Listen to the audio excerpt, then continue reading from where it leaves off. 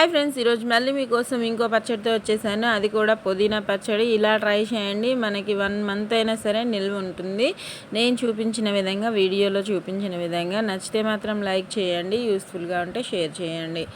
ఇంకా ఎండుమిర్చి మీ స్పైసీని బట్టి తీసుకోండి. నేను ఒక 15 ఎండుమిర్చి దాకా తీసుకొని హాఫ్కి కట్ చేసి వేసుకున్నాను. ఆయిల్ ఒక 3 స్పూన్స్ వేసుకొని లో ఫ్లేమ్లో ఫ్రై చేసి పక్కన పెట్టేసుకున్నాను. జీలకర్ర కూడా వేసుకున్నాను దానిలోనే.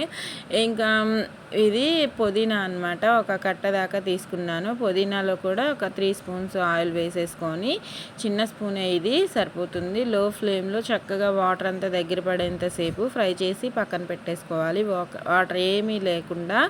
ఇంకా ఈ ఎండుమిర్చి, జీలకర్ర, ఉప్పు వేసుకొని చక్కగా దంచేసుకోవాలి. మెత్తగా నలిగేంత వరకు దంచేసుకోవాలి.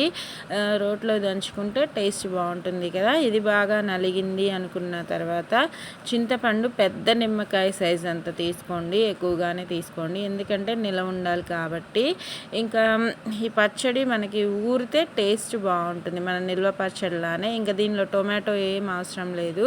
పుదీనా కూడా వేసేసుకొని చింతపండు, పుదీనా చక్కగా నలిగేంత వరకు దంచుకుంటే మన టేస్టీ పుదీనా పచ్చడి అయితే సూపర్గా రెడీ అయిపోయినట్టే. చూస్తున్నారు కదా, టెక్స్చర్, టేస్ట్ కూడా అంతే బాగుంటుంది. ట్రై చేయండి, చేసిన తర్వాత ఎలా వచ్చిందో కామెంట్స్లో పెట్టండి. నచ్చితే మాత్రం ఆరోగ్యంగా తినండి, సంతోషంగా ఉండండి.